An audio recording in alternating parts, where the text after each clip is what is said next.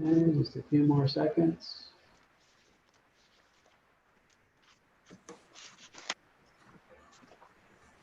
And that looks good. We're all set. Let me know if you need anything, Mayor Beagle. You got it. Ready to go? Ready to go. Very good. Welcome everybody to the regular scheduled city council meeting, Tuesday, July 14th, 2020. This will be a virtual Zoom meeting for the Michigan Executive Order 2020-129. Madam Clerk, call the roll, please. Mayor Beagle, Here.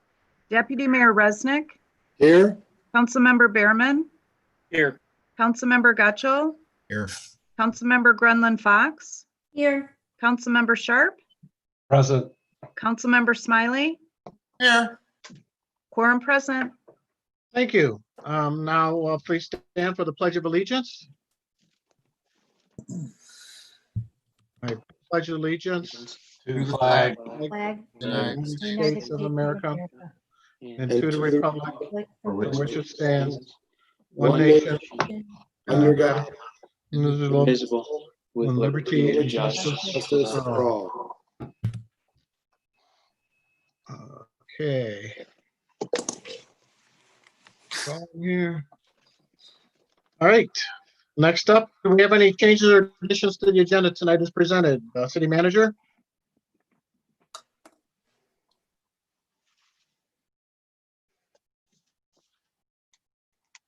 He's muted. Before Sorry. City Sorry, I do not have any changes or additions. Council? No? No. All right. Seeing none, first up is the approval of minutes. We have one set of minutes to approve tonight. It's a regular city council meeting of June 23rd, 2020. Do I have a motion? So moved. Good. Do we have any additions, corrections, deletions? All right, seeing none, I have a motion and a support. Roll call vote, please. Mayor Beagle, Yes. Deputy Mayor Resnick, Yes? Councilmember Behrman, Yes. Councilmember Gutschall, Yes. Councilmember Grenlund Fox, Yes. Councilmember Sharp, Aye. Councilmember Smiley, Aye. 7 yes. Thank you. Next up, correspondence. We have one piece of correspondence tonight. It is a note of thanks from Director of Public Safety Ron Moore on with the passing of his father. Next up is call to the public. I'll read the rules to call to the public real quick. The rules are as follow. The public shall address the council during call to the public, which shall be included in the agenda immediately after correspondence and immediately again after new business. The first call to the public immediately after correspondence shall be limited to agenda items only. A person shall not address the council in excess of 5 minutes unless the time is extended by a majority vote of the council present. Persons wishing to address the council shall identify themselves and their place of residence and shall state their reasoning for addressing the council. And all comments by the public shall be made directly to the council. And also, if you are using a telephone, if you press *9, it'll be your raised hand, which means you would like to make a comment. And if you're on using the Zoom via computer, just there's a raised hand option. Do we have any public at this time? We do not have anyone with their hand raised at this time, Mayor Beagle. We do have a caller in the meeting, but I do not see the hand raised at this point. Great, very good. Seeing none, we'll move on to city manager's report. The first one is the fire monthly report of May 2020. Any questions for Chief Roberts? Councilmember Berman? Not particularly for the report itself, but because this was 6 weeks ago. My question was regarding we're hearing about COVID ramping back up. Are we seeing an uptick in COVID related calls the last 6 weeks since this report was completed? Yes, sir. The calls of COVID nature are on the incline in the area. Okay. Thank you very much for that. That was just my only question. Very good. Any other questions? Seeing none, we'll move on to the police monthly report of May 2020. Any questions for Public Safety Director Moore? All right. Seeing none, we'll move on. to the consent agenda. All items listed under the consent agenda are considered routine by the council and will be enacted by one motion. There will be no separate discussion of these items unless a council member so requests, in which these items will be removed from the consent agenda and added to the regular agenda at the end of unfinished or new business. Do I have a motion? So moved. Art. Very good. Roll call vote, please. Deputy Mayor Resnick, Aye. Councilmember Behrman, Yes. Councilmember Gotchall, Yes. Councilmember Grenlund Fox, yes, Councilmember Sharp, Aye. Councilmember Smiley, Aye. Mayor Beagle, Aye. 7 yes. Very good, thank you. Next up is unfinished business. We have two items on our unfinished business. The first one is a recommendation to enact an ordinance to amend the zoning ordinance of the city of Wixom, chapter 18.12, general provisions, section 18.12.170, special events, and section 18.12.180, temporary uses, including modifications to chapter 18.22, zoning board of appeals, and chapter 18.24, definitions. Do I have a motion? So moved. support, All right, very good. These are both recommendations that were brought before us at the last council meeting, and if anybody has any questions, do we need a little explanation from Ms. McIntyre on this? Are we good? We good? Do you have any questions on this? All right, roll call vote, please. Councilmember Behrman, Yes. Councilmember Gotchall, Yes. Councilmember Grenlund Fox, yes, Councilmember Sharp, Aye. Councilmember Smiley, Aye. Mayor Beagle, Yes, Deputy Mayor Resnick, Yes. 7 yes. good, thank you. On the unfinished business number 2, it's a recommendation to enact an ordinance to amend the code of ordinances for the city of Wixom, chapter 16.12, subdivision approval, section 16.12.080, condominium subdivision approval. Do I have a motion? So moved. Support? Support. Councilmember Berman. The last meeting where this was brought forward, I was in support of moving it forward with the indication from staff that the language could be updated to give us an option in case we have a development that we wanted to see a second time around. I see this language doesn't have that option. Because of that, I will be voting no on this evening. If I can, Your Honor, Certainly. just to clarify that the question on that did get addressed. It was discussed with the planning consultant. It was also discussed with legal counsel. Just very recently got the answer on the legal counsel aspect of that. The long story short of it is basically there isn't a mechanism that would be recommended to allow for, in certain cases, it be brought back to council. The decision basically needs to be made. You stand with the ordinance as it is, or you're in favor of the amendment that allows it to be basically handled at the planning commission level. When you introduce the concept of, in this case, we're going to let planning commission do it, but in that case, we're not, that introduces kind of a different approach to different potential developments, and the legal counsel is concerned about that and would recommend you either approve it as it is, or you don't.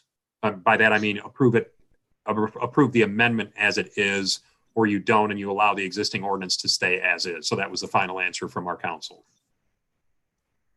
Go ahead, Councilmember Berman. And then my only follow-up to that would be is I think given our current planning commission, we would be fine with this change. But the problem is I don't see how the planning commission is going to be in 5 years or 10 years. And I would much rather not get into a situation where a subdivision gets approved that this council isn't happy with. So I will still be voting no. Thank you, Mr. Brown, for the explanation, though. Yep. Thank you for your time, Mr. Mayor. You're welcome. Councilmember Gotchall.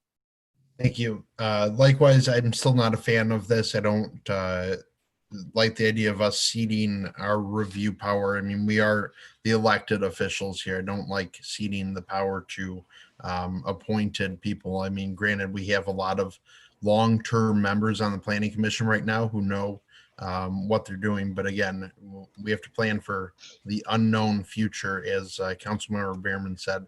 And sometimes we haven't done that in the past with previous decisions and contracts. And I want to see us set up for success. And I'd rather have final decision-making authority in the hands of elected officials of the future, not appointed officials of the future. Thank you.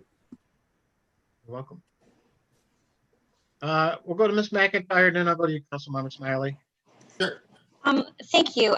If you allow me, I wanted to give you an idea of the difference between what information is presented to you at the preliminary review and what is presented to you during the final review. Preliminary basically sets the stage, the design for the entire development. You get the location, the width of the streets, you get all of the sanitary, water, storm information, you get the topography, you get the number of units, the size of the lots, the setback lines, you get your woodlands, you get your wetlands, you get your proposed recreation areas, your stormwater drainage. So that's all presented to you, and those are the big items that if there is an issue, with those, they could change the actual design of the development. What you see, what we ask for in final is the final engineering details, like for the street construction, how it's going to be constructed, the landscape plan, which generally is for the common elements, lighting, elevations of the proposed development, the floor plans, and then the master deed, which is sent to the attorney for review. So a majority, I'd say a mass majority of the information that you need in order to make your decision is presented to you during preliminary. Just as a reference, so you had an idea of the difference between the two. Councilmember Smiley. Yeah, Ms. McIntyre very eloquently clarified what I was going to say, was that, we're still seeing it and we're still reviewing it and looking at it. And if we don't like something or we're concerned about something, then we say no, and it's got to come back to us. It's, I don't see anything getting shocked or surprised onto us, or the ability to sneak anything by. And I don't, I like the idea that we're going to streamline a process and make things go, which is the whole object of doing this, is to make it go by a little faster and a little more friendly to getting things happen. I haven't heard anything that, dissuades me from, this. I'll be voting yes. Thanks. Deputy Mayor Resnick. Yeah, just maybe to add on to that, having kicked this ordinance amendment around for the last, 8+ years, I think that as a one-stop ready community, we need to find a way to streamline this process. And we as council and the mayoral appointments for things like planning commission, they do stop across our desk and we get a chance to have that vote. So I'm hoping that we take the same care and diligence in future planning commission appointees that we have in the past. And I will be voting yes as well. Thank you. Councilmember Grenland Fox. So I know we talked about this last time as far as this goes back quite a ways. And the rationale for it was as a couple members have just already stated, to streamline the process. So right now it goes to planning commission twice and it goes to city council twice, correct?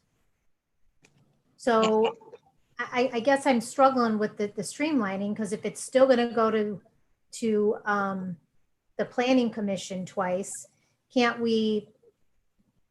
And the talk last time was that getting it on an agenda. Couldn't we get it on the agenda the same, in that same period, that 2-week period that it goes to the planning commission, to get it onto the council agenda twice?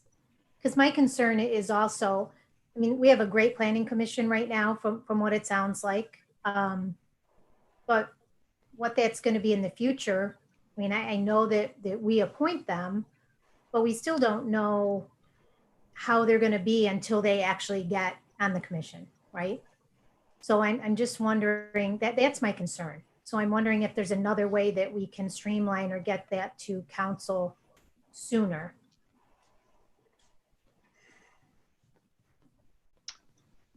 Just to comment on that, I mean, we can always try to coordinate it a little bit more tightly and do it in anticipation of when the next council meeting is immediately after planning commission. But I mean, it's kind of the calendar timing is what the timing is sometimes. So it depends on what exactly happens vis-a-vis the timing of the planning commission in relation to the deadline for the council meeting agenda. We can do our best to keep that as short as possible, certainly.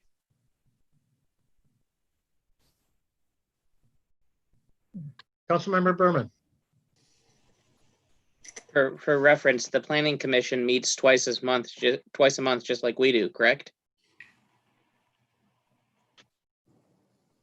Right. So it is, the So we're timing's talking mostly about- going to be We're what talking it about a is. week. What about a week's delay by having it come back before council one more time? Probably about right. I'd have to look at a calendar to make better sure of it, but should be about right. Councilmember Garland Fox, and then I'll go to you, Ms. Councilmember Gotchel. So was there another reason for this change to the ordinance besides trying to streamline the process? Ms. McIntyre, you want to answer that? Yes, I'd like to address it. Thank you. We are in the process, the city is in the process of becoming a redevelopment ready community. And in doing that, there is a strong emphasis on streamlining our development review processes. This is one of their recommendations that they recommend we do. There are many communities that only see it once. Sometimes the council doesn't even see it. So this in effect would be our effort at reducing some of the time and meeting the strong recommendation of the redevelopment ready communities in order to become certified. Becoming certified offers us potential grant opportunities and assistance with the city for development. So there certainly is good reason to want to become redevelopment ready certified. And again, this is one of the recommendations that is given. So if, I don't know if anyone can answer this question, maybe Ms. McIntyre, you can, but once the plans go in, and I understand that we, that Safe Built is the company that reviews the plans, is that correct? Okay. So I'm sorry?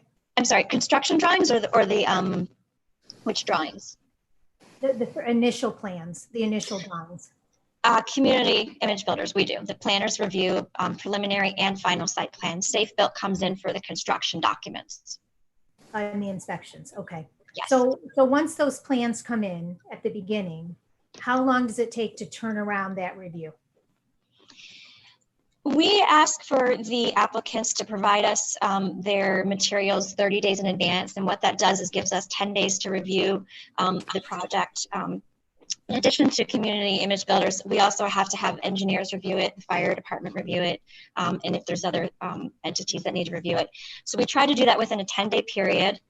Then what we do is we put all our reports together. We send out our planning packet a week in advance. And so that gets you to about 30 days. And then again, when it comes to you at council, you get it a week in advance. So there's some prep time that has to happen in coordination of the different entities to get that information together, packaged, and to you so you have adequate time to see it. So if I'm hearing you correctly, from the time that you get that initial plan and for your entire review, it's 30 days. Is that correct? That is the time. Yes, that's correct. And that's with the caveat that they have provided all the information that's required and that there aren't any issues. If there are issues, then we ask them to revise the plans. We don't take plans to the planning commission that have a lot of issues. We only take plans that are essentially ready to be approved. We want to work everything out behind the scenes. We don't want to take something that's going to be, planned at the table, so to speak. So instead of streamlining the process by taking a review away from council, is there a way to streamline the process to cut down on that 30-day review time? I don't know. I don't know that we are able to do that. I mean, we certainly could look at that, but 10 days 2 weeks to review the plans. Depends on the depth and breadth of the plan. Sometimes, we're getting plans that are 72 sheets, and we're getting a development that is 107, 130 units, or it's an industrial building that requires a lot of review. And sometimes, that does take time. It's certainly something that we could strive for. But I think that's something the administration and the consultants would have to all work out as far as how we could do that. Okay, thank you. Thank you, Mr. Mayor. You're welcome. Deputy Mayor Resnick. And maybe just to build on Ms. McIntyre's comments there, the 1 week delay that was talked about earlier is theoretical, right? That's if you just pushed it back to Planning Commission and then back to council. Because it's getting pushed back, there are always modifications, and sometimes that also requires a legal review. Our past history has shown it's been months in delay, right? Many, many weeks in any case. And, we missed out on some grants. I gave Mr. Brown a hard time, I think it was about a year ago, because we weren't redevelopment ready certified yet. And how far are we coming along in the process? Because we missed out on some fairly significant grant opportunities last year. So again, this is one step in it. So again, I'm still very much in support of the ordinance amendment. Thank you. So if I may, Mayor, real quickly on the question of the timing thing, if you look at some of the dates of Planning Commission meetings, especially the second one of the month here, like in July, there was the 27th of July that's coming up. The next council meeting after that is immediately the next day. So either you anticipate what's going to happen at Planning Commission and don't worry about whether there's going to be any interaction between what was talked about at Planning Commission and what council is going to be doing the next day. You would be faced with looking at it, 2 weeks later at the 2 or more weeks later at the first meeting in the following month. And that works out the same way across the board. Like August 24th, Planning Commission date, there's a council meeting the next day on the 25th.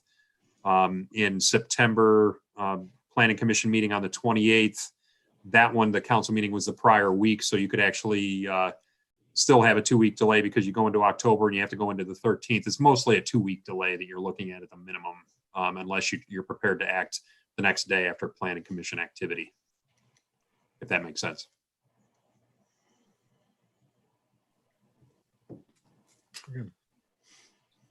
Minimum of 2 weeks, probably. Councilmember Cacho. Thank you. I guess I'd just like to ask to start with being redevelopment ready, what grant or not being redevelopment ready, what grants did we miss out on and what would those be used for? And I don't know if Mr. Brown, you should probably take that one, but. You can go there, Deputy Mayor. I'd have to. There was some Oakland County Main Street grants that were available.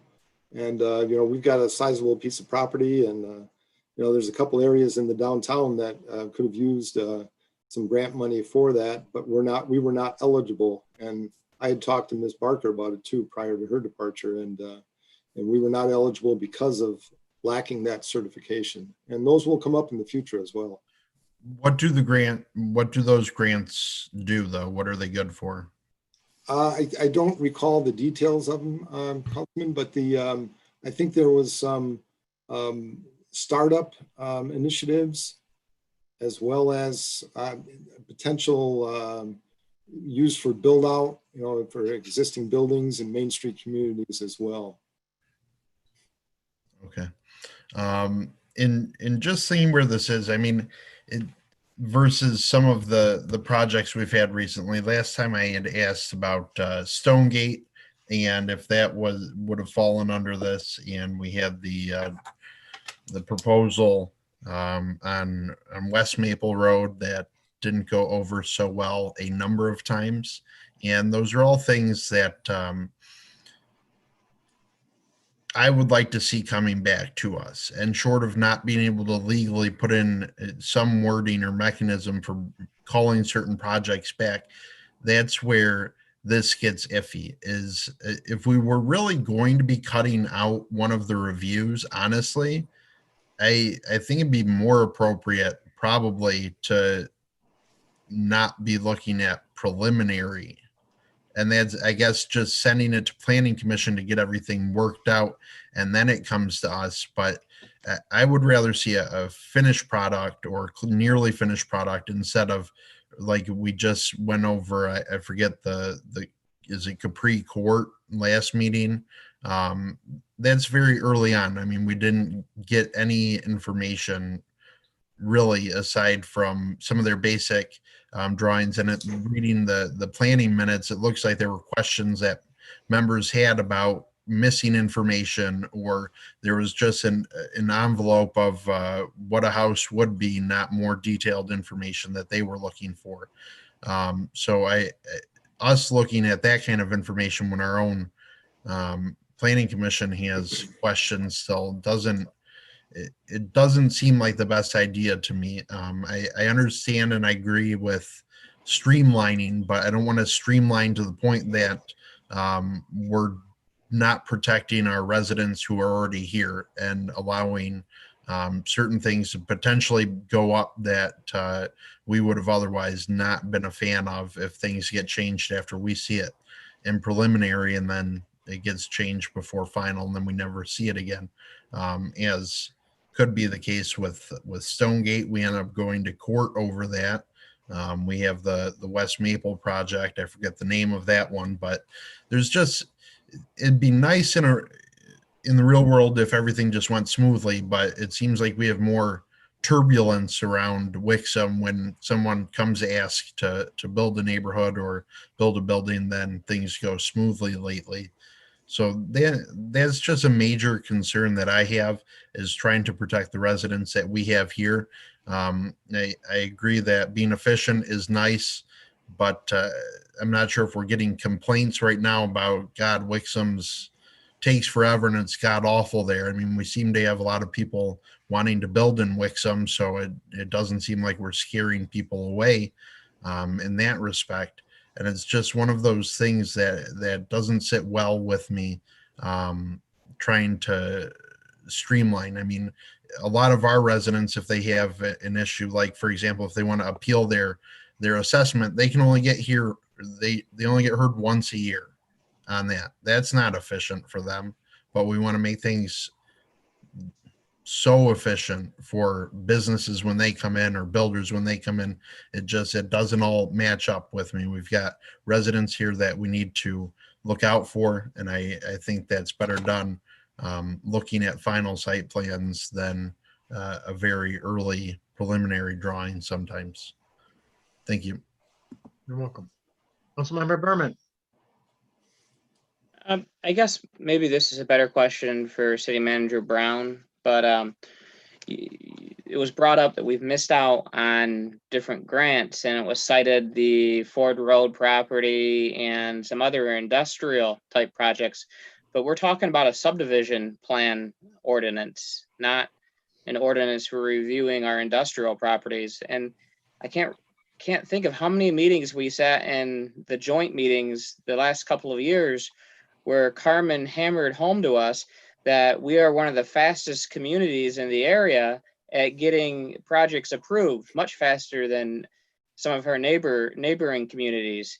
And so I think we've already done a really good job at it. And I agree that this is not an area where I think we need to be quicker. In fact, those two streets next to the Village Center area, those streets have been approved for what, over a year, 2 years, and they're just now starting to build on one of them. Stonegate was approved through what, litigation a year and a half ago, 2 years ago, and they're just starting. Clarence was still city manager. Yeah, and they're just starting to put houses up. So us approving their subdivision 2 weeks earlier isn't going to make a lick of difference, because they're still taking 2 weeks to put a shovel, or 2 years to put a shovel in the ground. If we had developers, pounding on our door that they wanted to build houses tomorrow, I think that would be one thing, but that's not what I'm seeing here.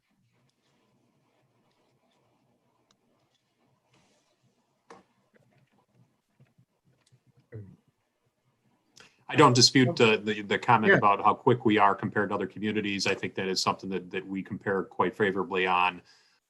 You're talking about a potential few week delay. In addition, if we maintain the current course, potentially a couple of weeks shaved off the process if we make the change in the amendment as proposed.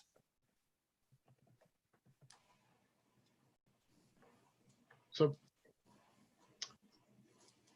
from what I understand that for us to put, maybe table this for another, till the next meeting and have some type of mechanism in there where certain things can come back to us, that's not possible, correct?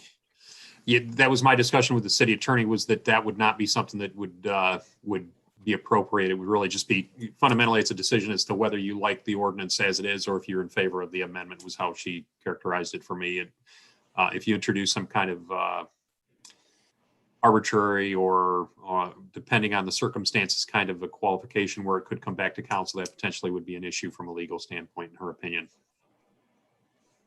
Okay, so we couldn't do like it comes to us and we give it our approval, but we want to see the final plans before we approve it. Is that something that we could put in there when the plans come to us? So we could have it come back to us if it was something that we thought it should come back to us?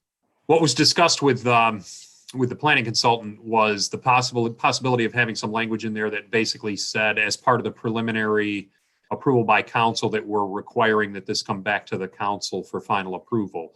But if that was the case, it'd be essential. If you did that uniformly, then there's no real point in doing an ordinance amendment of this sort, right? You're not going to change your MO.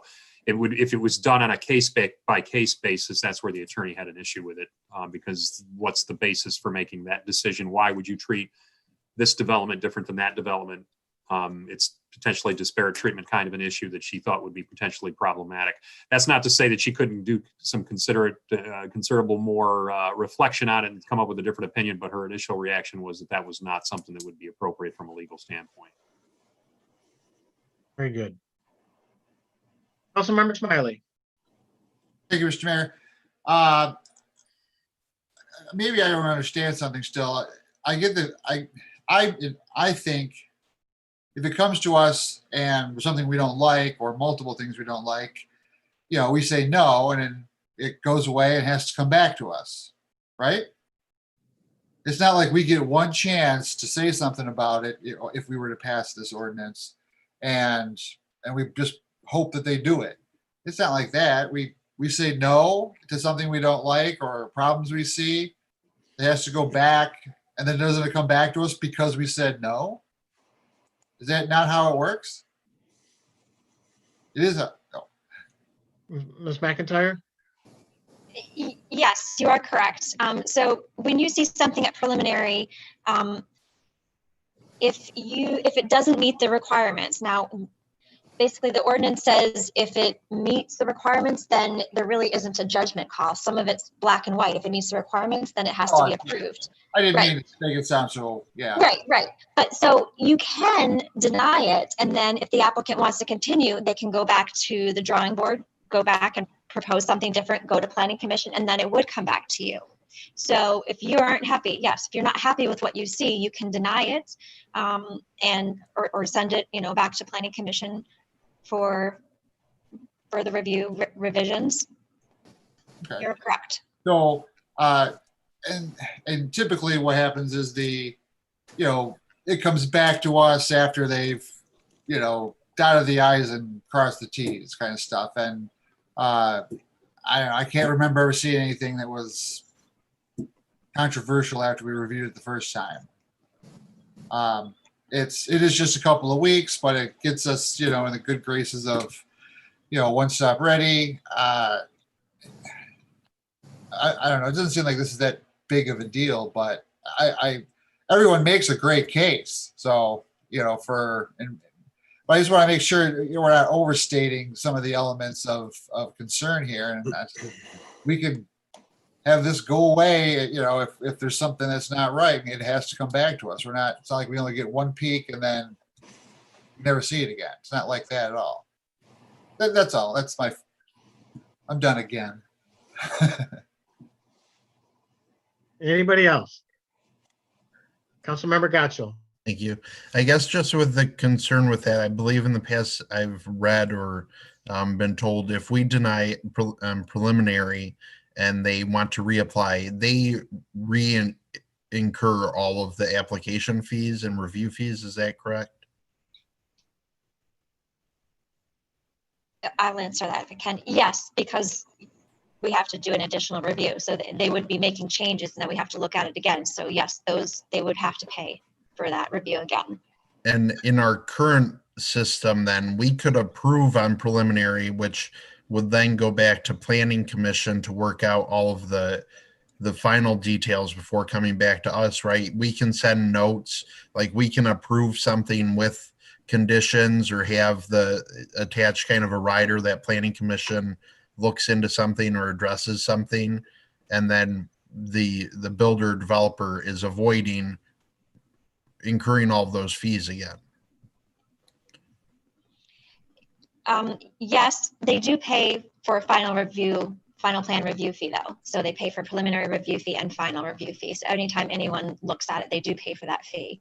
But you are correct. You can place, conditions that are consistent or are pertinent to the development, but not necessarily just Arbitrary ones. arbitrary. Correct. Thank you. Councilmember Smiley. So based on what Councilmember Gatchel just said, if we were to change this ordinance, that would not allow us to do that, which is beneficial to the builder. You know what I'm saying? No. So if we deny it because there's something just not quite right, it has to start over and there's fees involved. But if we can say, okay, we approve it with these elements, we really can't do, well, we can do that still, but we would never see it again to make sure that they happened. So that seems problematic. That seems like just one more thing to not go with this ordinance change. I guess I'm on the fence now. It seems like it's got as many pros and cons, and I don't know, just leave it the same then, I guess, if it's that much of a toss up of pros and cons. Well, I changed my mind. Anybody else? All right, seeing none, I got a motion and a second to approve the recommendation to enact an ordinance to amend the Code of Ordinances for the City of Wixom, Chapter 6.12, Subdivision Approval, Section 16.12.080, Condominium Subdivision Approval. Roll call vote, please. Councilmember Gatchel, No. Councilmember Grenlin Fox, No. Councilmember Sharp, Aye. Councilmember Smiley, No. Mayor Beagle, Yes. Deputy Mayor Resnick, Yes. Councilmember Behrman, No. 4 noes, 3 yes. Very good. All right, and now we're going to move on to new business. New business number 1 is a recommendation to approve an intergovernmental agreement for the CARES Act distribution between Oakland County and the City of Wixom, and authorize Mayor Patrick Beagle to sign the agreement. Do I have a motion? Move to approve. Support? Support. Very good. Marilyn, do you want to give us a brief update on this? Please? Sure. This is just a piece of, I'm sorry, an agreement that we have to have between the Oakland County and the city in order to submit COVID-19 related expenditures to them for reimbursement.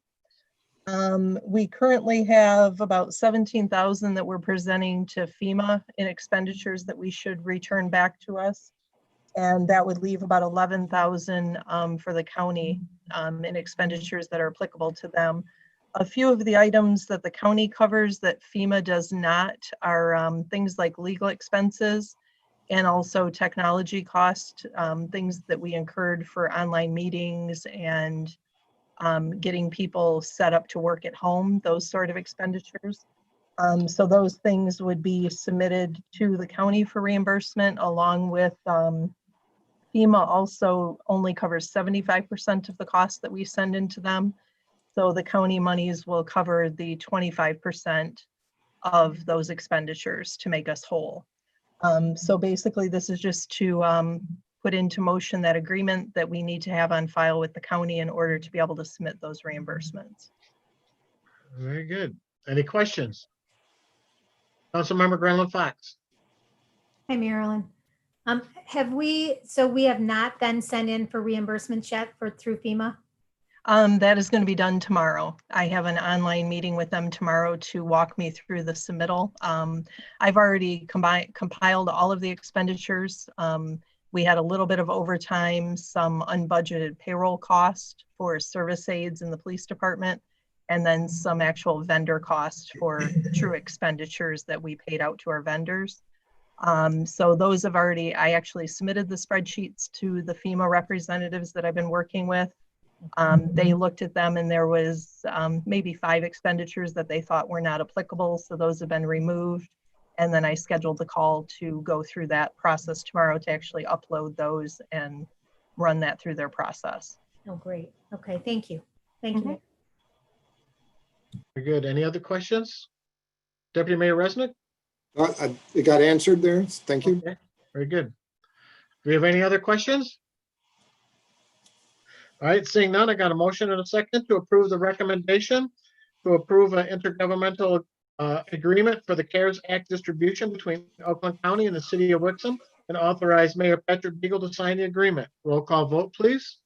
Councilmember Gremlin Fox, Yes. Councilmember Sharp, Aye. Councilmember Smiley, Aye.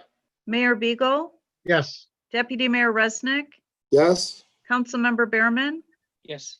Councilmember Gotcho, Yes. 7 yes. thank you. New business number 2 is a recommendation to authorize participation in the state of Michigan's My Deal extended purchasing program for the acquisition of a John Deere 1200A diamond dresser in the amount of $14,133.60. Do I have a motion? Move to approve. Support? support. Discussion? Councilmember Berman. Was this the same baseball field dresser that we talked extensively about during our budgeting? And I seem to remember a lot of the discussion on whether or not this was necessary or not, but all we got was a 1-page report from for new business that just says it's necessary. So, is there any other information we need to make an informed decision if we need this right now? Yes, basically, as you noted, that the piece of equipment's 20 years old and we bought it as a demo. It's non-functional, it's not consistent. Many times DPW has to manually finish prepping the fields because the equipment quits. With that, it costs extra staff time. So normally it takes about 3 hours a day for DPW to prep and line the fields. And it's been taking about 5 because the equipment doesn't function properly. So you're adding, for the summer season of prepping fields, just a minimum of roughly $3,000 extra in DPW labor time with an old piece of equipment that's not functional and we can't even get parts for it. So purchasing this new piece of equipment will save several $1,000s a year in labor?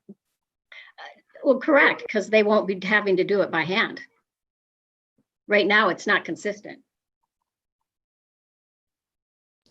Thank you for that information. That wasn't in the report, so. Deputy Mayor Resnick. Thank you. Ms. McGee, doesn't it also pose, if I recall from earlier discussions, a safety hazard? Correct. Diamonds do not get dressed. And then, of course, we have injuries. Children's and, It's also a safety concern. okay, thank you. And then also, you to keep the fields in tip-top condition, you have to do them one way one time and the next day, another way, another day and stuff like that to keep them, and it extends the length of the, before we have to address and put new dirt down on the infields and stuff like that too, so. Do I see somebody else with a hand up? Councilmember Gacho. Thank you. I am still not a fan of this, having coached baseball and umpired a lot of baseball and seeing how they do them at tournaments. Never once have I seen at a tournament someone bust out a John Deere diamond dresser. It's always a golf cart with a chain link fence strapped to the back with some weight on it, and they zip around the field extremely quickly. And then the lines get put down, and it's matter of 10-minute operation, 15, not a few hours. So I think for the cost and the time, I would have preferred if we looked at some other options, or if those were presented in the packet. I'm gonna vote no on this. Ms. McGee, is this John Deere, is this used for anything other than the baseball diamonds, or is this strictly baseball diamond use? It's basically pretty much used for the diamonds. They do use, and it has a capability of utilizing like spreading wood chips and some stuff with the cart. There's some other functions, DPW, but its main purpose is that, unless Tim would like to add into that. One other thing that this one has, it has a blade on the front that we can push towards the center, because those mounds are crowned, and we can push, do a little additional grading on these to help the field or maintain the field longer. The crusher dust that we put on the field on occasion does have to be reworked every now and then, and that front blade would help quite a bit. You know, and as Deanna said, it is a 20-year-old machine. Dust from the fields don't necessarily help that. We do have added filters that we've put on the machine to help protect the motor, but as I understand, I think we did lose the motor at one point, but that was several years ago. And it is, working on its last leg, if you will. Tim or Deanna, can either one of you, or both of you, can we use this too to also groom the trails and things like that? Or is that possible where we can get multi-uses out of this instead of just the one, to make it a little bit easier justification to purchases? Yeah, well, and that's with the front blade that we have on it. It is it can be used like, for example, at Gilbert Willis for that trail along the. I know there's a little bit of grading that we need right now at that trail that we could use that for the future. Right. So we're not just strictly, you're going to use this. This is going to be a multi-use vehicle with the majority of the use being used for the baseball diamonds, but other uses as well. We have trailers where you can haul it and do the trails at the other parks and stuff too, correct? Yes. So, okay, very good. Councilmember Smiley? Thank you. Yeah. Well, we have equipment that grooms the trails already. We have drive by all the time. Yes. So while this new device could, will it? In fact, why can't we use whatever we're grooming the trails with on the diamonds? because the weight of the tool cats. It's we can Okay, that makes sense, sure. but we kind of half of a joke anyway. Yeah, but, maybe. This has the feeling of just sounding like such a luxurious item. It's just a few diamonds to groom. Councilman Gotchel was talking about, a golf cart that does a grader. Heck, we got one in our barn up north. You guys can have it. I'm trying to get rid of it. It just sounds like an awfully luxurious item for some pretty uncertain times right now. I like the idea that we're going to save on labor costs over the manual work of it, but I'd like to see a different solution to this, need. I understand it's we don't really have one if it's not working and it's 20 years old and its parts can't be found. We basically don't have something right now. that's fine. We need something, oh, I'd like to see some more creative exploration than getting something so nice. For a very limited use. That's good, thanks. Very good. Councilmember Sharp. Thank you, Mr. Mayor. I just wanted to ask whether, are the diamonds in use right now, or do we expect them to be in use in this summer? I don't know what the situation is for. I can answer that, yes. We currently have 2 leagues out there, Monday and a Friday, that's regular base leagues. And we also rent the fields to other groups and agencies. For example, last year we took in about, in 2019, $9,260 in ball field rent. We charge $95 per night per field to line the fields. So, you know, it comes back. Traditionally, we do bring in anywhere between 6 to 7, 9, depending upon what the bookings are for the season. So the fields are used quite a bit. Thank you. Any other questions or comments? Councilmember Gacho. Thank you. I guess just with the numbers then, how many bookings do we have a year? We said it's $95 a night for lining and preparing.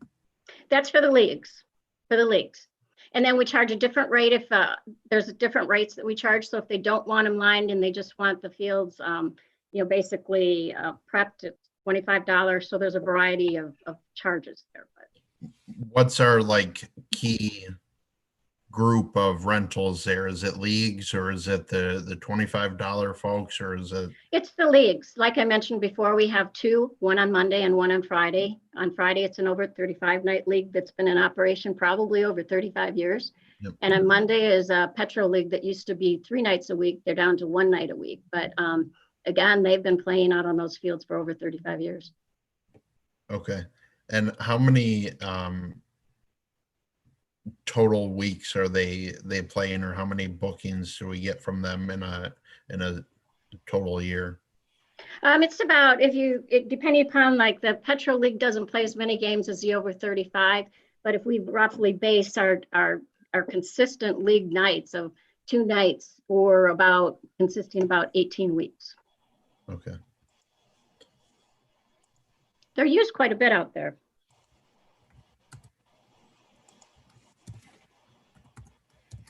Thank you. You're welcome. Anybody else? All right, seeing none, I've got a motion and a second to approve the recommendation to authorize participation in the state of Michigan's Ideal Extended Purchasing Program for the acquisition of a John Deere 1200A diamond dresser in the amount of $14,133.60. Roll call vote, please. Councilmember Sharp, Aye. Councilmember Smiley, No, Mayor Beagle, Yes. Deputy Mayor Resnick, Yes. Councilmember Behrman, No. Councilmember Gotchall, No. Councilmember Grenlund Fox, Yes. 4 yes, 3 no. Thank you. New business number 3 is a recommendation to authorize participation in the Sourcewell Cooperative Purchasing Organization bid contract for the acquisition of foldable tables for City Hall from KI Incorporated of Green Bay, Wisconsin, in the amount of $4,937.92. Do I have a motion? So moved.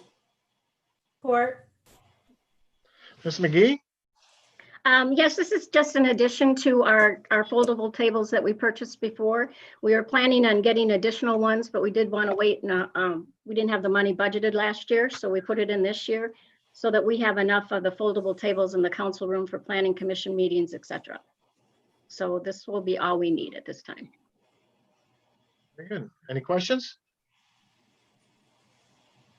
Seeing none, I got a motion and a second to approve the recommendation to authorize participation in the Sourcewell Cooperative Purchasing Organization bid contract for the acquisition of foldable tables for City Hall from AI Incorporated of Green Bay, Wisconsin, in the amount of $4,937.92. Roll call vote, please. Councilmember Smiley, I, Mayor Beagle, Yes. Deputy Mayor Resnick, Yes. Councilmember Behrman, Yes. Councilmember Gotchall, Yes. Councilmember Grunland Fox, Yes. Councilmember Sharp, Aye. 7 yes. Thank you.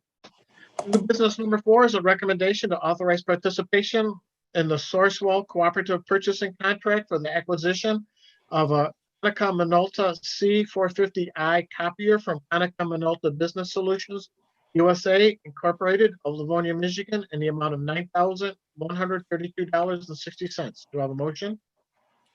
So moved. Support? Support. Very good. Again, Ms. McGee? This is just a replacement copier.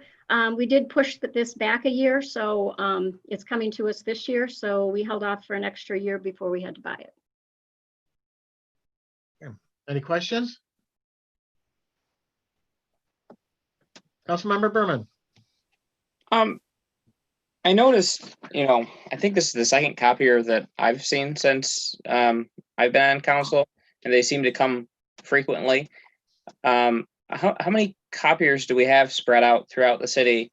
And I believe that the last one I saw was Advanced Imaging and Novi.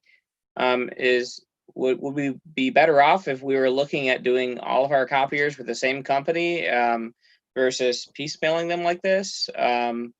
Just curiosity there. On the question of how many we have, it's throughout the city. I quite frankly, I don't have the information in front of me. I don't know if Marilyn has a better recollection of that number than I do, but I do not have the number. Marilyn, you have any idea on that?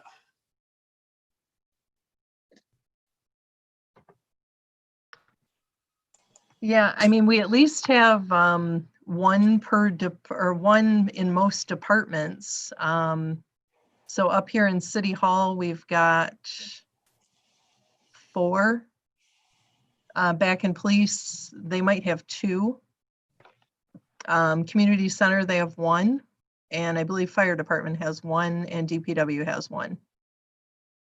And the thing of purchasing them at the same time or a package deal or things like that, some departments don't have the usage that others do. So some of them are replaced sooner than others. Some departments can keep them for, 4, 5, 6 years, while others may need to be replaced sooner, just based on the quantity of copies that they make. So I'm not really sure about that, if we're having to purchase them at different times. Do we then we purchase them always, or do we sometimes, like, I know with my law firm, I lease my copier and it covers all the maintenance, toner, anything goes wrong with it, they come out, they fix it type thing. I found that more cost effective. All we do is purchase them. Yeah, we did, for a time, we did have lease of some of the copy machines. And then when those leases became expired, we started looking at the cost difference between the time that we're able to get out of those machines and looking at the effectiveness of either leasing it or buying it. And buying it was our better option at the time that we were looking at them. And that continues to be the case. Yeah, I remember exploring that. Mm-hmm. Thank you. You're welcome. Any other questions or comments, concerns? Seeing none, I've got a motion and a second to approve the recommendation to authorize participation in the Sourcewell Cooperative Purchasing Contract for the acquisition of a Konica Minolta C450i copier from Konica Minolta Business Solutions USA Incorporated of Livonia, Michigan, in the amount of $9,132.60. Roll call vote, please. Mayor Beagle, Yes. Deputy Mayor Resnick, Yes. Councilmember Behrman, Yes. Councilmember Gotchall, Yes. Councilmember Grunland Fox, Yes. Councilmember Sharp, Aye. Councilmember Smiley, Aye. 7 yes. Thank you. New business number 5 is a recommendation to award the bid of a tennis athletic court repairs to the lowest qualified bidder, Goddard Coatings of Pontiac, Michigan, in the amount of $43,370. Do I have a motion? So moved. Support. Very good. Ms. McGee, this is your night tonight. The tennis courts, actually, they are in dire need, especially at Gunner Metalla for repair, crack repair. So we usually do the crack repair about every 5 years, and it's been in the budget from 2020-21. Under the condition of the courts at Gunner Metalla with the COVID, the people using in the parks, we tried to move this forward as quickly as possible so we can get it done. The Goddard coatings can possibly do the work in about 3 weeks, which would at least offer some time for the summer. Very good. Thank you. Any questions? Deputy Mayor Resnick. Yes, Ms. McGee, are we still seeing mixed use on the tennis courts with? Definitely. Yeah. Definitely. There's a lot of inline hockey players. There's the tennis players, the basketball. They use it for all types of things. Skateboarding. They're used for a variety. Right. Yeah, Michigan winters are tough on those things. They are. They are.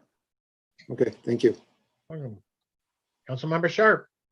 Thank you, Mr. Mayor. Ms. McGee, these fall in Parks and Rec budget, but when the project's being done, who oversees the work? Like just to make sure they're doing what they say they're doing, when we authorize the check at the end, that the job's done correctly. Do you get help from DPW, or does your department do that, or how does that? Definitely, definitely. DPW works jointly with us all the way along. Okay. All right. Thank you. We helped with the bid process as well. Okay. Thank you, Tim. Does playing roller hockey on those courts, does that affect the length of how the condition of the courts, or? Not necessarily. It's mostly the weather. Okay. And water gets in the cracks. Yep. Very good. Thank you. Anybody else? All right, I got a motion and a second to approve the recommendation to award the bid of tennis athletic court repairs to the lowest qualified bidder, Goddard Coatings of Pontiac, Michigan, in the amount of $43,370. Roll call vote, please. Mayor Resnick, Yes. Councilmember Behrman, Yes. Councilmember Gotchall, Yes. Councilmember Grenlund Fox, Yes. Councilmember Sharp, Aye. Councilmember Smiley, Aye. Mayor Beagle, Yes. 7 yes.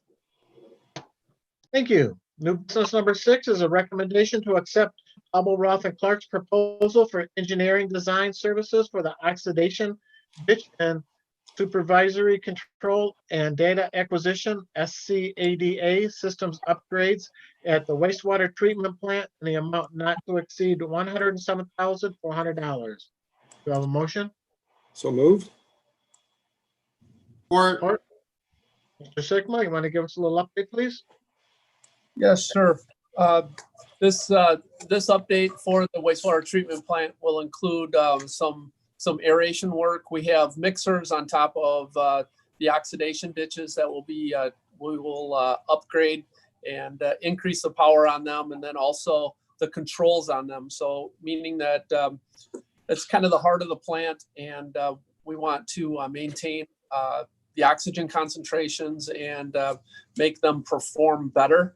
So that'll be one addition. And then the controls themselves is the secondary piece, primarily running Ethernet throughout the plant so that we can have better control.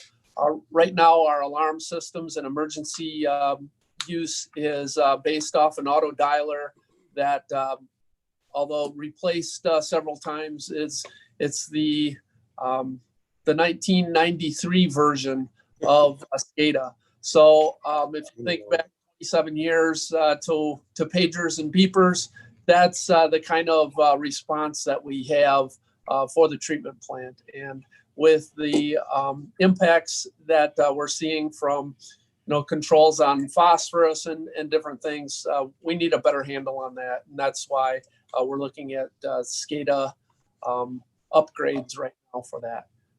And additionally, the treatment plant upgrades that we've had recently are with the tertiary system. They are SCADA compatible. So on those newer units, the sludge unit and also the tertiary units, it'll be kind of a plug and play type of thing. So we made sure that particular technology would would fit into the SCADA system that we're planning.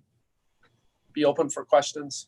You're good. And also, if you have a question, Mike Dagger from HRC is also on the meeting tonight too. So, And yes. do we have any questions?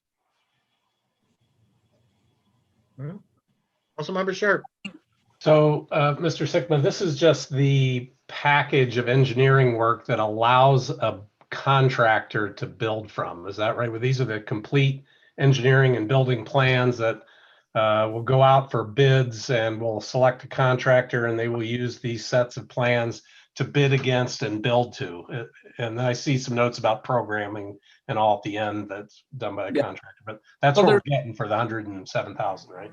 Yes, well, there's the control systems that we'll need to know about, and when we go to say the vendors that we're looking at, we're gonna say, hey, we need supplies or connections for this, and this, and here's how we're gonna get them there, and there is some design work with that, and then the aeration system is the other part of that. So there's some mechanical, there's quite a bit of electronics engineering that would need to take place prior to us locating a vendor. We're hoping to get a vendor for the SCADA system or for the computer platform, if you will, and then go out to bid once again for the construction end of that. But they will use the plans that the $107,000 is buying us a set of plans to go out and bid against. That is correct. Okay. Councilmember Berman. Not to continue to beat a dead horse on this. We give an awful lot of money to HRC and not ever seeing any other comparison quotes for other companies. I'm not saying they're not giving us a good product, but what are we doing to make sure that we're getting good value? I don't feel like particular, like, I don't want to bring something else up, but I don't feel comfortable continuing to approve all of these contracts with HRC until we can at least, make sure that we've done our homework and we're getting a good value from HRC out of this. Because I mean, we're probably talking about, close to $1 million a year that we give HRC throughout these different contracts we approve. So we do have we've mentioned in the past that we have a contract with HRC. I believe it goes to 2022, and that's been an agreement since 2017 is when we entered into that agreement. They have been our engineers throughout the years. Starting in the 1950s, they did most of the sewer installations on the engineering design of that. They've designed both the treatment plant, the original plant that was built in the 60s, and several of the upgrades throughout the years. Through 1990s, they did have a portion that they were not the city's engineer, but since then they've been the city's engineer on that, meaning that there is some longevity here. We do have some knowledge that we would lose if we chose another vendor at this time for the treatment plant. But yeah, and it would for design engineering on this particular item, it would take me an awful lot of time to develop a proposal to do this work. I could just have one quick follow-up, Mr. Mayor. Sure. And that makes complete sense on this particular issue, and probably with a lot to do with the sewage plant in general, because they've been part of it. I know you've mentioned that we have a contract. I went back and looked at the city council agendas as back far as I could search, and I couldn't ever see where there was a contract approved by council for HRC. So I would be interested if you would be willing to provide that with us and when that was approved. If you're saying that HRC is the best bang for the buck for this particular project, then I will support this evening. But I really think that given all the work we give them, we just need to make sure we're spending our money wisely for our residents. I understand. So if I can, Mayor, just to have a quick response to that. I just basically got the final information that I was looking for today. I wasn't able to put the memo together before now. Apologize for the delay. But yes, there was an action item by council in July of 2017 to create a new contract with HRC that has a 5-year term that started in 2017 and ends at July 1st, 2022. So you'll see a memo from me with that detail, a little bit more detail on that. You'll have the contract, you'll have the council report and those kind of things. I just wasn't able to get it together before this council packet went out, and that was on me, not on HRC. So that'll be provided to you shortly. So yes, Councilperson Behrman or Councilmember Behrman, we will have that for you. Had it basically crafted in my mind, but I wasn't able to put it to paper before this council meeting. So you'll have it in the next week. Yep. Thank you. Anybody else? Seeing none, we got a motion and a second to approve the recommendation to accept Hubble, Roth and Clark's proposal for engineering design services for the oxidation ditch and supervisory control and data acquisition SCADA systems upgrade at the wastewater treatment plant in an amount not to exceed $107,400. Roll call vote, please. Councilmember Behrman, Yes.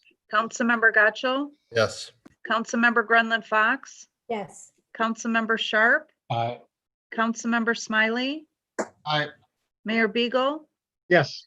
Deputy Mayor Resnick, Yes. 7 yes. Thank you.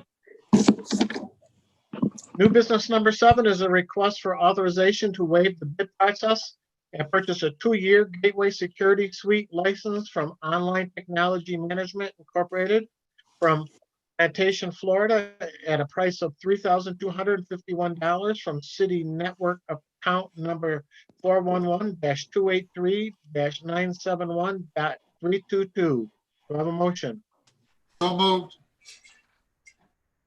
Art, Support. thank you. All right, Mr. Blackburn, thanks for waiting. Oh, you're very welcome. It's good to see everybody, even though it's a remote Zoom meeting. It's nice to be part of this.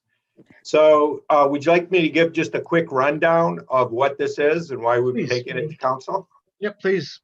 Okay, so the part of the security of the information systems include 3 firewalls.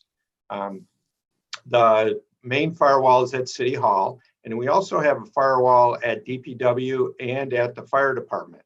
And using fairly inexpensive Comcast circuits, we create a wide area network and we're able to share information between these different locations. So each of the firewalls requires a software license. And in the past, we've been renewing these once a year, and it's been budgeted for and everything's worked well. One of the things we found is we can go to a 2-year agreement and save approximately $890 by doing so. So we wanted to bring this to council for approval so we could have these covered for the next 24 months. Very good, and thank you for searching to save us some money. Do we have any questions?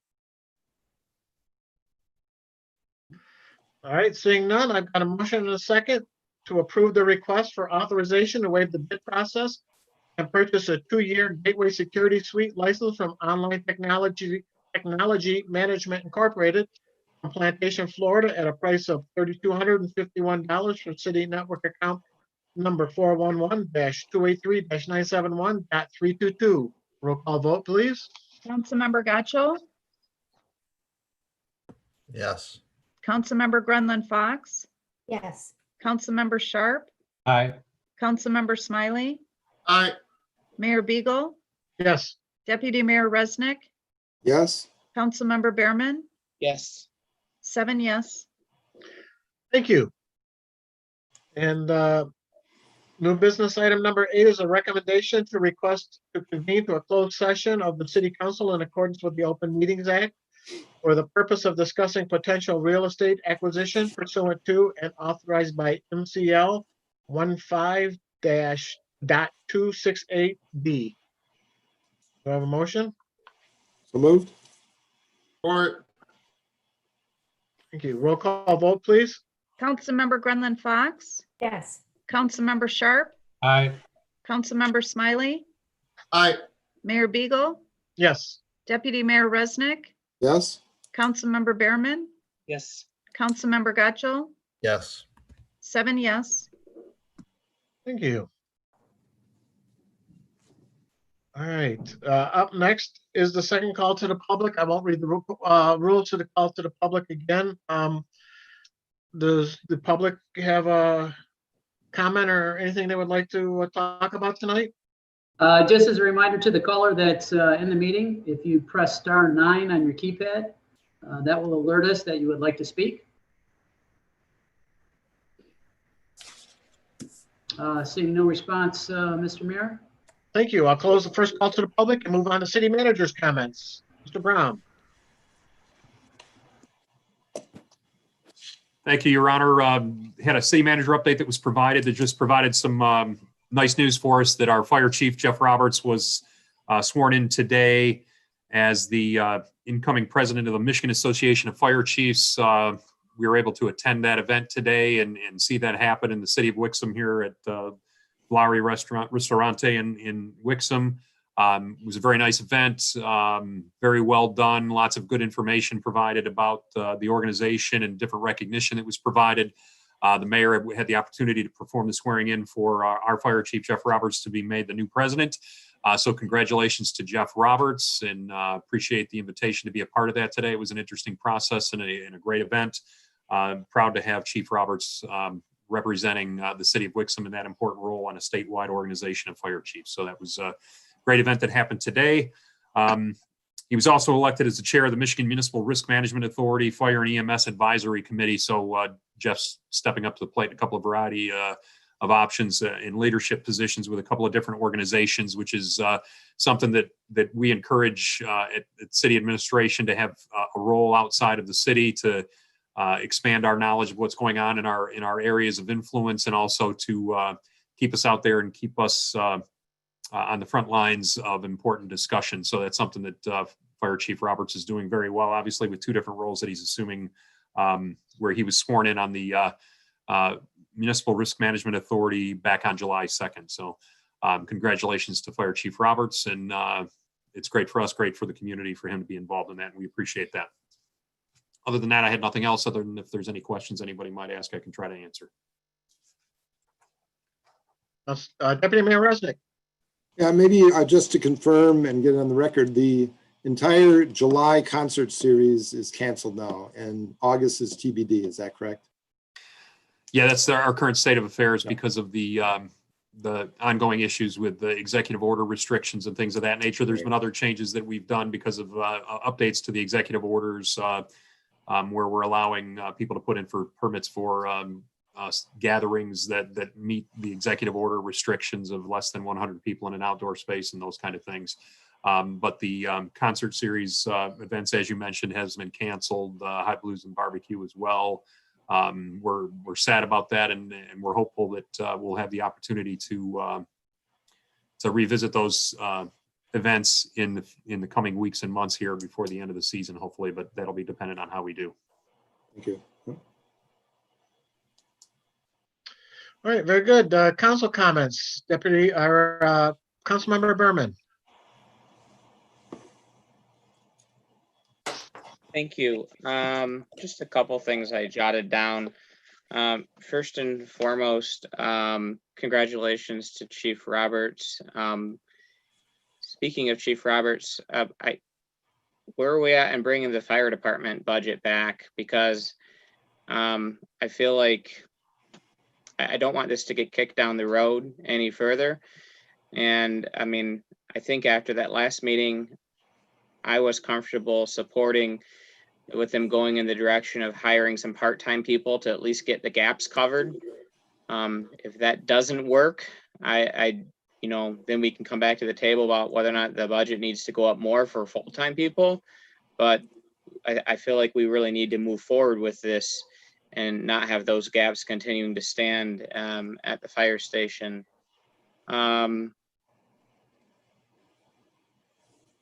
Second thing was the Munchall house is gone. I'm very happy with that. It looks nice that it's gone. Now you can see that barn, which will probably be our next problem to deal with, how to fix that up.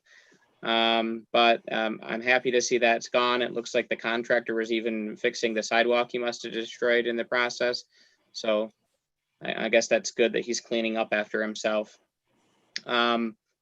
This last week, I had a couple conversations with Vilma and the construction and development office.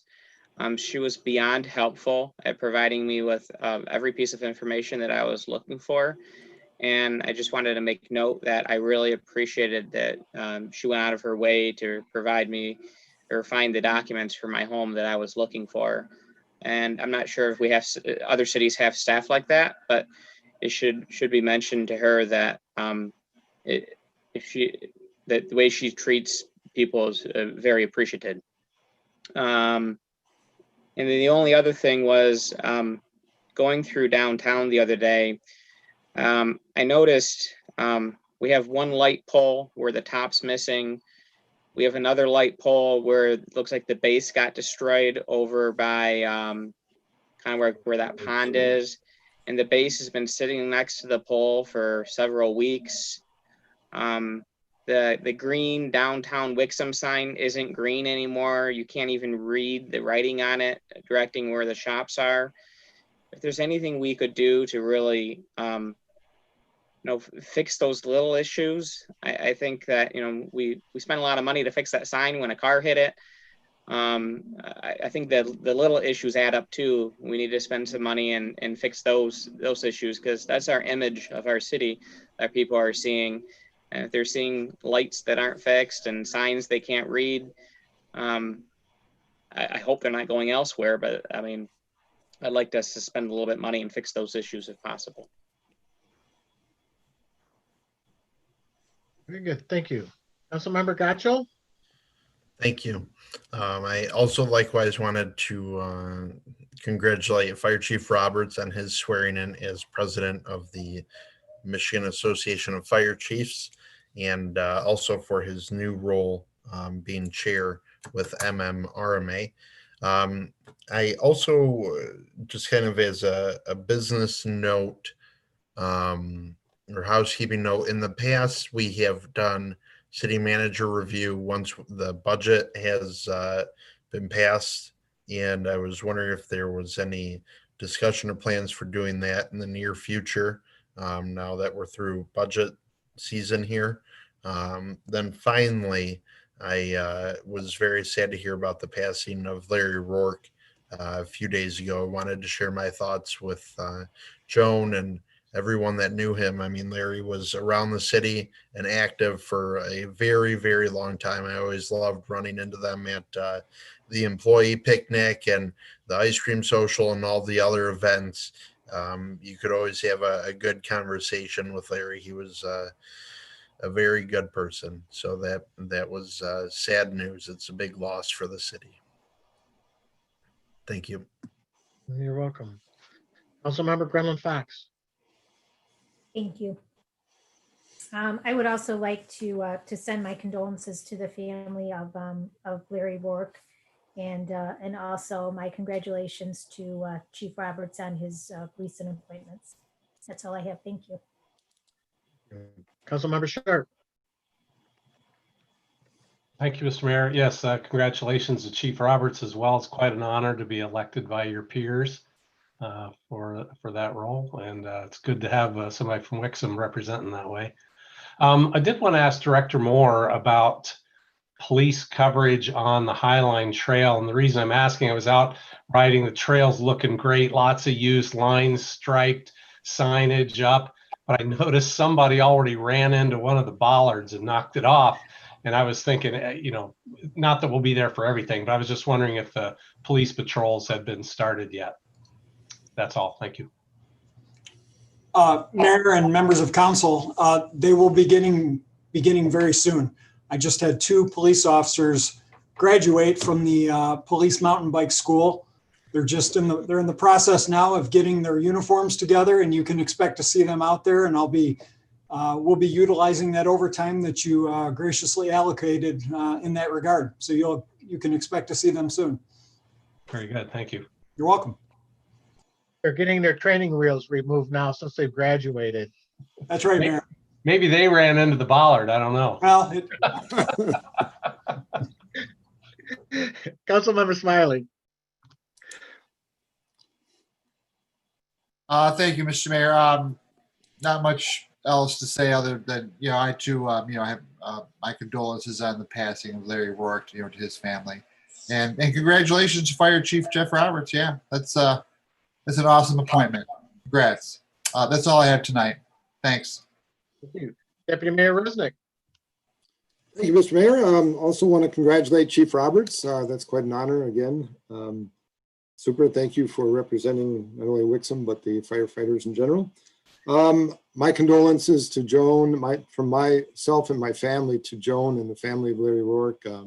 Larry was quite a fixture here in the city, and the countless hours I spent wrapping hot dogs with him on soccer sign-up day over the years in my decade with Parks and Recreation.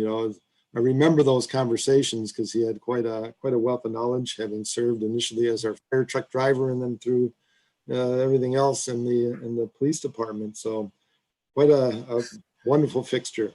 And I hope that the officers' uniforms for the trail patrol is more than just spandex shorts and a wicking shirt. So I assure you, Deputy Mayor, they will fit appropriately. Thank you, sir. That's all I have. Thank you. Yeah, thanks. Yeah, my thoughts and prayers and condolences go out to Joan and Orphan and her on the passing of Larry. And congratulations to Chief Roberts on both his positions with the MMRMA and also being sworn in today as the president of the Michigan Association of Fire Chiefs.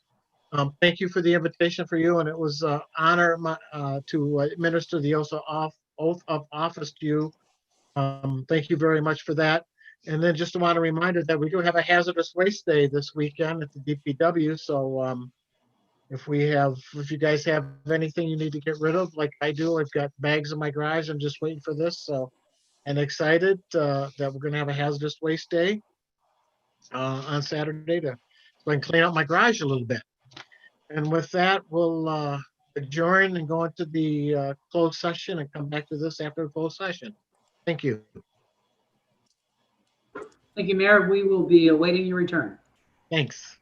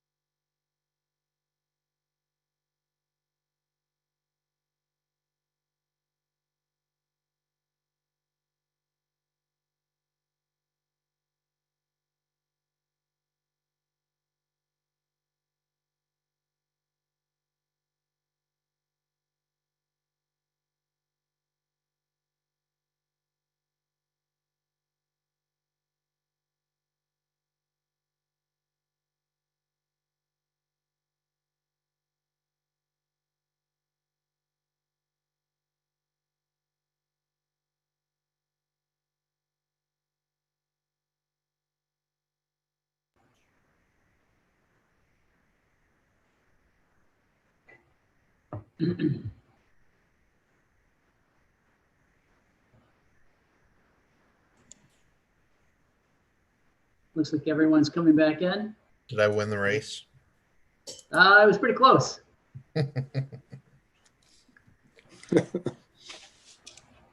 You not only won the race, but you changed locations too. I know. I never left, but my video can't be turned back on because apparently the host has turned me off. Not that you need to see me, but I got the same problem. Sorry about that. There we go. Aren't you all thrilled?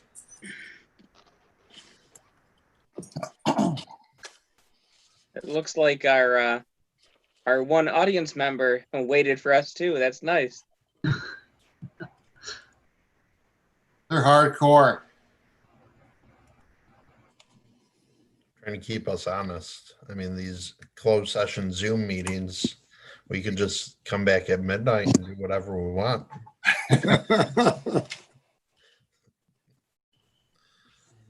All right. Do I need a motion to come back in from executive So- session?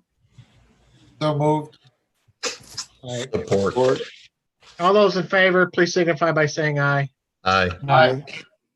Very good. Councilmember Gotcho. Thank you. I would like to move that the city council approve the retention of Environmental Resources Group of Wixom, Michigan to perform environmental assessment work for an amount not to exceed $8,700. Or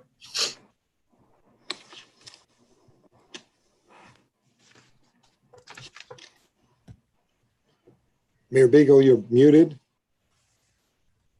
Roll call vote, please. Councilmember Sharp, Nay. Councilmember Smiley, Aye.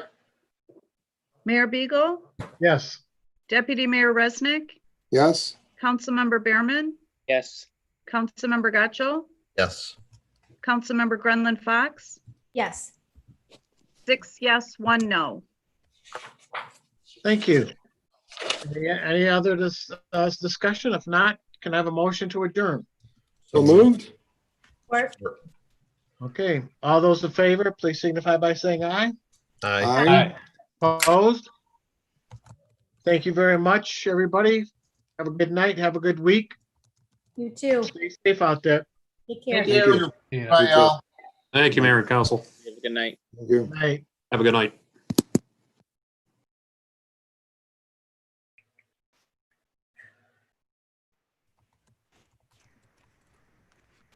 We just have to let things wind down here for just a moment.